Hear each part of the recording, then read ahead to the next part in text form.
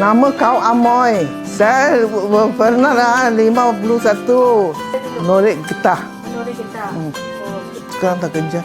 Beli sabun ke, mandi punya ke, kosong gigi punya. Lagi rumah punya nasi, beras, minyak. Lagi mau beli apa, makanan itu, biskut ada belilah. Itu 99. Kadang-kadang saya ada keluar, kadang-kadang tak keluar. Kaki sakit, nanti saya pun susah jalan. Baik juga. Tak ada susah juga mau beli barang. Sekarang tu beras pun mau orang sudah tua pun mau bayi punya beras makan. Sudah makan itu putih punya tu beras makan, kaki tulang semua sakit. Mau mahal sikit punya beli.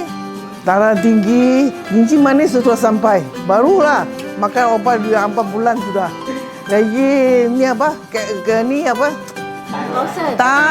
Toilet. Kadang-kadang sakit-sakit ya, pergi banyak. Pergi keluar, tangkut tu campur tu rumput ke, beli barang lah. Barang juga. Bayar garan lah, air punya uang mau pakai. Dan kadang-kadang mau pergi hospital.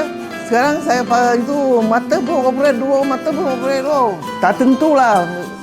Di sini dekat-dekat punya anti ke. Panggil dia punya kereta, bayar, kasih minyak uang, kasih apa. Tak ada nama siapa mau angkat. Sekarang minyak mahal. Sarah ni merekam. Sarah untuk sama.